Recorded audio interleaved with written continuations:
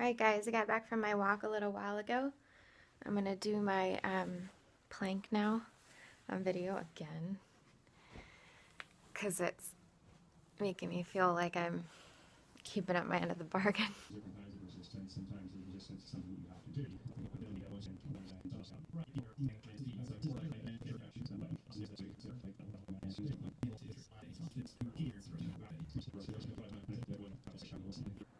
Alright, I don't know why my camera shut off, but I did another 30 seconds after that, which means I have like another, say 50, let's say 45 seconds left. And I had to just give up. I was really struggling.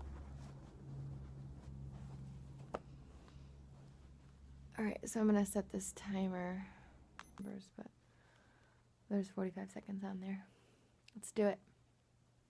I was listening to the Rich Roll podcast, which is a really, really fantastic podcast. You guys should check it out if you don't know about it. Ah, the timer didn't start. Okay. Looks like I'm doing a little bit extra, but he does these interviews with people, these like long form interviews, and they're just totally fantastic. There's always some gems of wisdom in every single one of them. And I started listening to one today of this guy named Chris Guillebeau, who's a writer, and he writes a lot about like entrepreneurs and stuff like that, so super cool, motivating stuff. 12 seconds to go. This would have been a lot harder if I was doing the full 3 minutes at the same time, but 3, 2, 1. Okay, time for push-ups. I did 10 yesterday. I'm gonna do 15 today, but I'm still gonna do girl ones. I'll just work up. I'm not gonna feel bad about it. Okay, here we go. Because it's more than I did the other day, which was 0. 1, 2, 3.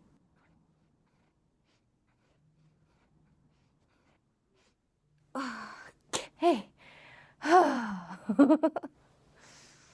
I should do some sit-ups too or something. I think I'll add those in tomorrow. All right, workout's over. See you later.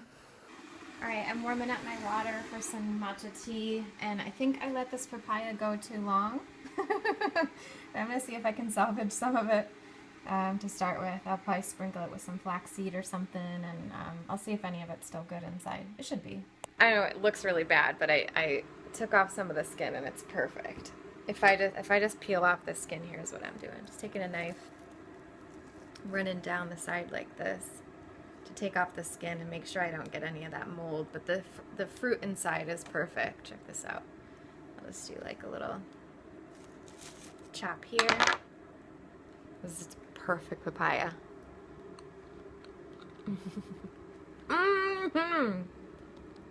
Also, question. I wonder if any of you feel the same way I do. The papayas that come from Mexico, I think they always taste like coffee a little bit. They have like a really nice coffee undertone. It's strange. But so papayas, usually get them totally green in the store. If you can get them yellow, that's great because they'll be ready to eat soon. But you want them to get to this like really soft state. You want them to be soft, and then you just peel off the skin. And you can slice them in half and then remove the seeds. Oh, my water's done. So I just put some green tea in here and some room temperature water on and put some hot water in because I'm freezing right now and about to take my shower. I didn't weigh myself this morning, so I'm not sure where I'm at, but I think I'm doing pretty good. So you basically just peel off all the skin. I'm going to do that real quick.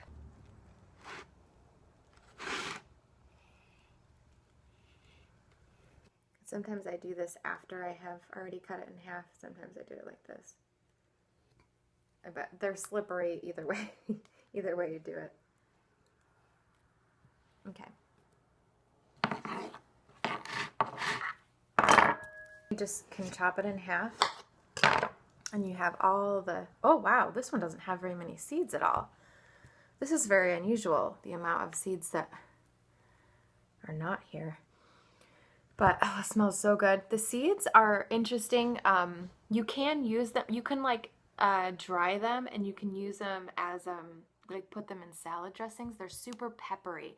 They have a really strong sort of peppery bite. I'm actually not into the seeds very much. I usually discard them. So I'm just going to take a spoon and scoop this out. Just take out anything that's kind of yellowish. And then you can just easily slice up the papaya like that. And then eat. Oh my god. It's amazing. It's so good I just bit my lip. So I think I let this papaya go a little bit longer than I would have liked to. Maybe just before the mold stage. However, it wasn't ripening that well. A lot of the times when I get papayas, they're like perfectly green and then they just kind of do this nice ripening, changing colors. This one didn't change color very easily, but what I'm still going to eat it because I'm hardcore like that. But what I usually do, what I've been doing lately, which is super, super delicious, chop it all up, put it in a bowl, and put some lime juice over it. And then you can sprinkle cayenne pepper, or you can actually get this, there's like a, I did bite my lip. There's a Mexican spice that they use a lot on fruit, and I forget what it's called. I'll try to find it and put a link, but it's amazing, and they use it on a lot of fruit, watermelon, mangoes, papayas, things like that, and it just makes it taste amazing. So I'm going to have this. And then today I have a bunch of ingredients set out here for a soup. I'm going to make soup today and have a salad, just try to get rid of some of the stuff in my fridge. I'll show you what I'm making later. So I'm going to have this, probably some of this now. I'm not going to eat the whole papaya, and then I'll have my green tea, and then I'm going to have, maybe I'll have a smoothie in a bit if I can warm up in the shower. See you later. Yeah, so this is super, super awesome. It's perfectly ripe, tastes amazing. I'm just chopping it up, make some chops like this, and then let me just take some lemon.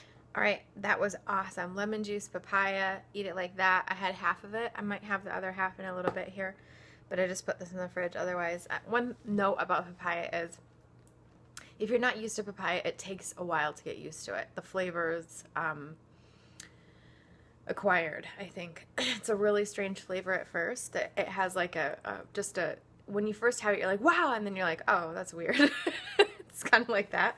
And I would just give it a few tries. It took me about 3 or 4 papayas to really start liking them. Now I think they're such a treat. I don't eat a ton of them, but I think they're a really nice treat every once in a while. And if you I didn't use anything at all in the beginning just to try to get used to what the papaya was like, but having the lemon juice on it or lime juice on it, oh my god. It takes it to another level. And then of course adding cayenne pepper, whole other level. So give them a try.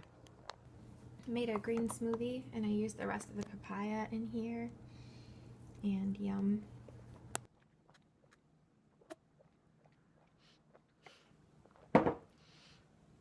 I'm gonna have this now, and then I think around 2 or 3 I'm gonna start cooking my soup. Just a very basic bean soup. There's gonna be some tomato juice because I'm terrible at eating tomatoes lately. I always buy them and then they get all wrinkly.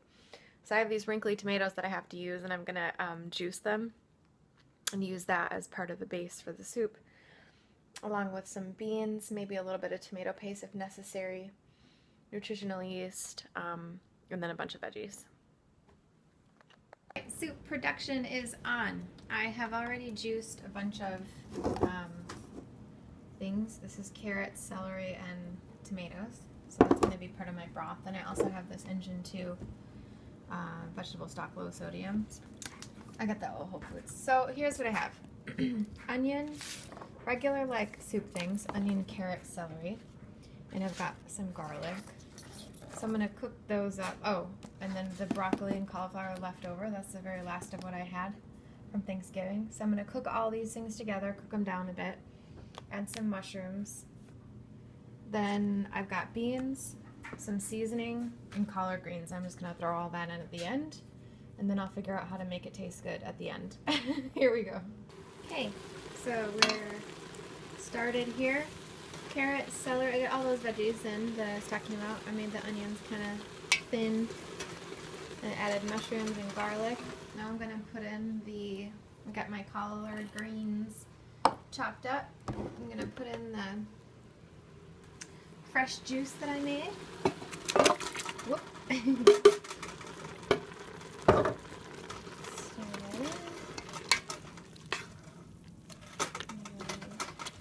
This broth as well. I'm gonna put this in. Splashing. Probably a cup and a half. All right, let me experiment. We'll see what happens. I was thinking of making it kind of like a chili, so I got a bunch of beans. Throw these in here. And I'm gonna cook it down and figure out the taste. Lunch is finished. I ended up adding, oh, so here's the soup. I ended up adding a little bit of Dr. Furman's veggie zest and like a bunch of nutritional yeast, and it turned out just perfect. Doesn't need any more seasonings or anything like that. When I use tomato-based things, it always gives it really good flavor, and I don't feel like I need salt, so that's really nice. This is just a really nice sort of like heavy stew. Then I also made, this is one of my favorite salads. It's on my blog. It's called the apple bok choy salad. So you basically slice up a bunch of bok choy, a bunch of apple, and then I put in carrots. This comes from his Eat to Live cookbook. Then I added some mâche, which is like a French, it's just a type of a green, a very mild, light green. And so I'm just going to have this salad. I didn't put any, I think I will though. I didn't put any raw onion, but I will add it. I'm going to add a little bit of shredded red onion. Then I made the dressing which goes with it, which is super delicious. It's one of my favorite dressings in the whole entire world. It's cashews, vinegar. I used black fig vinegar, but it calls for balsamic, but you can use any vinegar. So cashews, vinegar, almond milk, and then raisins. Oh, I only had currants. And it calls for a little mustard too, but I didn't put it in. I think it's delicious just the way it is. So I'm gonna have probably half of this salad, like a bunch of the salad, and then a big serving of soup. When I usually have soup, I usually do about 2 cups. 2 cup serving, 2.5 cups when I have my soup plus the salad. Yeah, so lunchtime. All right, quick note about that papaya, you guys. It was delicious. With the lemon juice, it was perfect, but I got really sick later in the day. I got super, super nauseous for like 2 hours. A few hours later, after I had the green smoothie. I don't know if it was from the papaya or not. I assume it was, because I didn't eat anything else different that would have made me feel sick, I guess. So just full disclosure, I didn't throw up or anything. I felt like I could have, but if I just relaxed for a bit and sat down for a while, and then I felt a lot better. It went away, like it completely went away. I didn't have any actual issues. I just felt nauseous for a while. So just FYI, don't eat moldy papayas. But in my defense, I always do this. I always eat stuff like this because I can't imagine just throwing it out when it's, edible. So don't do what I did, but just know if they get moldy, don't eat them if you're not like crazy like I am. Okay, bye. And that's what I ended up having for food yesterday. I didn't have anything after that, so. Okay, Nutritarian nugget. So today we're talking about the very, very, very basic concept of Eat to Live that I just want to give to you again. You can find this concept in any of Dr. Joel Fuhrman's books, but this one comes from Super Immunity, which is a really fantastic book. It's one of my favorites, and it's all about boosting your body's defenses to live longer, stronger, and disease-free. So not only how do you not get colds, how do you not get the flu, how do you not, get these really bad kinds of things that happen seasonally, but also how do you not get cancer, how do you not get heart disease and diabetes and all these kinds of things that everyone dies of. And it's true. All this stuff really works. I know it's true because I haven't been sick in years. I never get sick anymore. I just don't get sick. And if you do get any type of sickness, it goes away immediately. That's what this book is about. So let's talk about this equation. This is the most important part of being a Nutritarian.